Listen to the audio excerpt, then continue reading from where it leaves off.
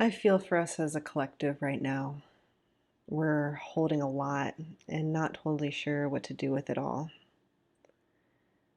Within my understanding of collective healing, the expansion of our collective consciousness is a key reason why we need to do collective healing work right now.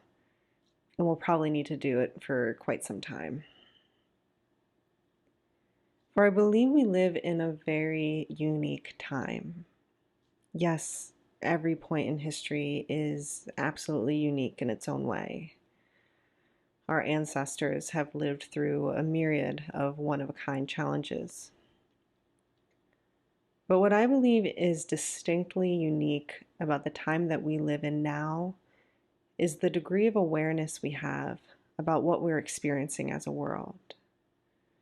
From climate breakdown to mass shootings to bombings and brutal combat to cyber warfare, a growing population, a rise in authoritarianism, species loss, human rights abuses, the list goes on. Heinous, challenging things have always taken place throughout history, but we're the first to have such a front row seat to it all. This new and growing level of awareness results in what I'm seeing as an expansion of our collective consciousness. Never before in history have we had this much information about our collective quote-unquote self. This is spawned by the age of information and communication technology that we live in, which has really just begun. As well as advancements in global education, we have more books, healthcare, we have more brain capacity, and economic security. We have more stability, many of us. It's as if our conscious awareness of ourselves as a collective is growing. And with this new awareness comes the need for new tools and systems of support. When I use the word collective consciousness here, I'm drawing from French sociologist Émile Durkheim's term that he coined in the 19th century. He used it to describe the totality of attitudes, ideas, beliefs, and morals that are shared by a group of people and therefore make up a social glue of sorts that holds them together.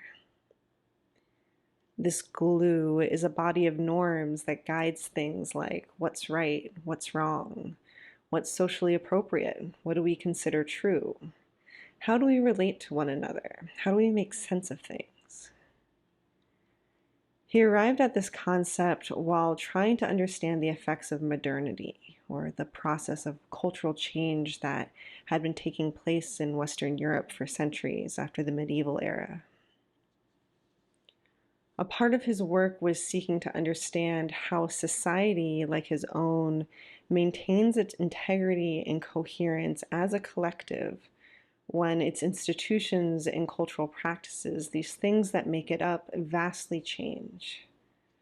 It sounds kind of familiar, doesn't it? As a sociologist, Durkheim looked at the collective consciousness as a social phenomenon. He believed that is something that permeates all aspects of society, everything from family, religion, education, law, healthcare, and that it also has a life of its own. Here's a quote from his work, Division of Labor, where he really spelled out his work on the collective consciousness. Quote, "There are in each of us, as we have said, two consciousnesses, one of which is common to our group in its entirety, which, consequently, is not ourself, but society living and acting within us. The other, on the contrary, represents that in us which is personal and distinct, that which makes us an individual." End quote. This is from 1893. To put it another way, we can think of it that, we as individuals embody and enact the norms that are present within the collective consciousness. But when any one of us passes on, that collective consciousness doesn't pass on with us, right? Instead, it lives on as something that's distinctly separate from us as individuals. and is instead an extension of the larger web of society. It exists beyond us. It's pretty fascinating when you think about it, the idea that the collective consciousness has a mind and a life of its own. Those are my words, not Durkheim's. That our ideas and beliefs and morals are not purely our own, but are inextricably tied to a collective force that has been in the making since the dawn of time. A collective force that is a product of our decisions as a society, of our history as a people. It's a product of the stories we tell and the information we have access to. As I dream into it, I imagine just these clouds of energy hovering above different pockets of our world, some overlapping and interconnecting with each other, others a bit more unmovable and static. It's like this network of dynamic energy that's undulating in and out of our communities and consciousnesses.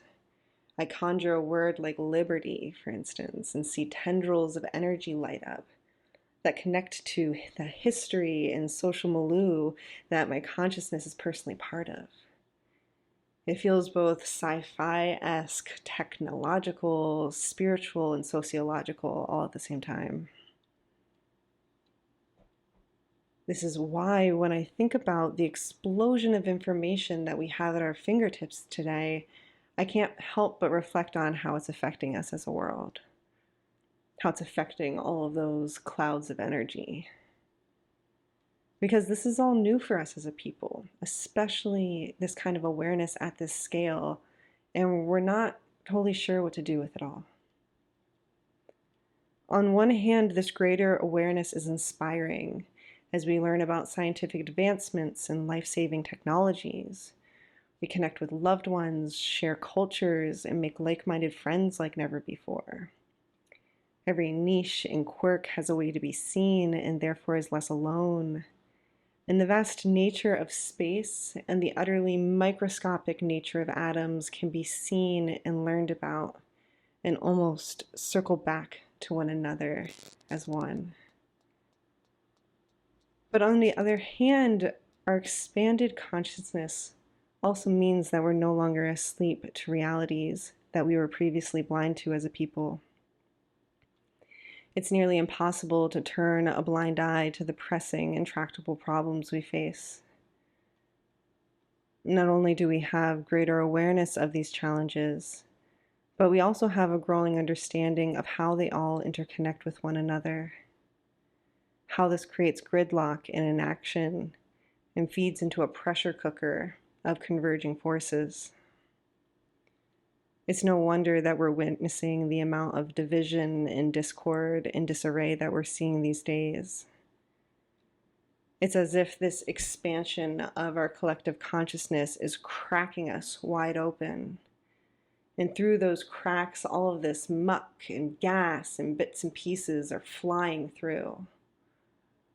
A crisis of consciousness is occurring as our once, somewhat viscous social glue is being dried up and splintered by the sheer force of this expansive process. It's a lot for us to handle at a personal level. Many of us are opting out, squeezing our eyes tight, holding our breath, waiting for all this to be over. The dysfunction and harshness of it all is just too much to handle. Then there are others of us who just can't look away, right? It's like watching a train wreck. We laugh and munch on popcorn in a dissociated state that makes it bearable to engage with. And then there are others of us who are taking it all on and breaking down. Sleepless nights, knots in our stomachs. We must act now. Wheels are spinning, but is progress being made? Not really. I believe much of this is tied to this new need we have as a people to digest and discern large swaths of information about ourselves and the world, and then make personal and political decisions based on it. I think this is why we're seeing things like an upsurge in people reporting disillusionment and despair about the state of the world. or increased polarization that is occurring due to being plugged into different echo chambers of information, or the rise in conspiracy-like thinking that we see abounding, and the challenge of figuring out what are conspiracies and what are actual hidden truths being unveiled. There's the greater political violence that we see, fed by the idea that the world is in peril and the other side of our system is dangerous and to blame. And this is also connected, I believe, to the breakdown that we're seeing in our communities and our families due to not being able to have open conversations about ideas or about the things that we're moved by. And then there's more. I mean, this list that I just shared doesn't even touch on the role of algorithms or bad actors at play that prey on our human instincts and collective tenderness. But really, zooming out more broadly, I believe that this crisis of consciousness many of us are experiencing can make listening for the deeper messages of guidance that may be available to us about what to do or how to be of service to the changes going on in our world hard to hear. There's real emotional and relational pain that is surfaced amongst us that needs tended to. The prevalence of these emotions, regardless of how any one of us is responding right now, points to a shift taking place, I believe. A shift in our social world, in our social order, our understanding of the world, and our shared values. It points to the expansion of our collective consciousness and the crisis of consciousness that it's kicking up, all facilitating something transformational.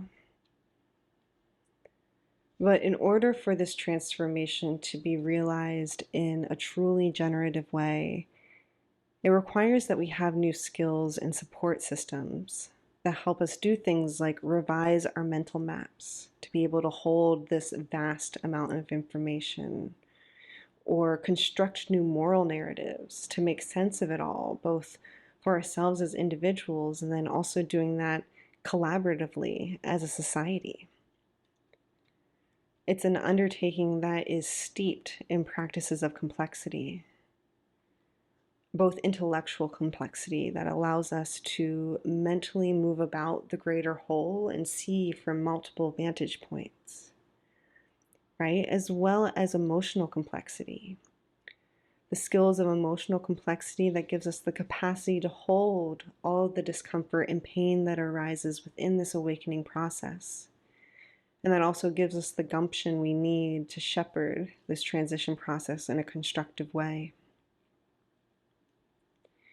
As a lifelong student of global and cultural systems, the collective consciousness has been a curiosity and teacher of mine since the beginning of my journey. A smoldering question that guides me is, how can we shift things at the collective consciousness level? Yes, there's the obvious tried response. We change things at the institutional level. Cue my professional career in policy and development practice and all that good stuff. You know, we enact anti-discrimination policies and recycling programs, for example. We have more women and minorities in public office. We have greater transparency and build trust in our governance structures. Yes, yes, yes. And what if there's more? What if this moment that we're living in and the unimaginable growth we're experiencing in our collective awareness of ourselves as a whole is a new entry point we can explore this question through? What if the crisis of consciousness that so many of us feel right now, as we take in the reality of our world as if for the first time with new eyes, is not a sign of our inevitable demise, but is instead a potent key that can unlock our next evolutionary milestone? What if the prevalence of so much social discord and emotional energy is actually our collective consciousness communicating something to us? That it's communicating something to us about the way we need to change and adapt.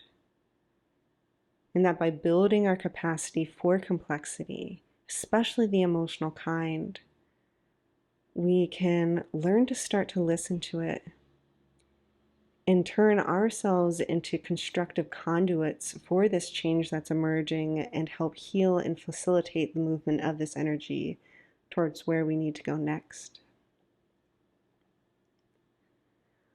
All of these questions are why I keep showing up for collective healing, because she wants to be known as a crucial member of the Mother Earth Squad, this crew of tools and concepts that are here to help us do what we gotta do to be of service to these changing times. For me, collective healing tells us that we can turn that muck that is spewing out of all of the cracks within this expansion process and turn it into gold. That we have the tools to do so. We just need to get creative in how we use them and provide access to them. And that all of this is not only possible, but that we are evolutionarily positioned to do so. Thanks so much for listening.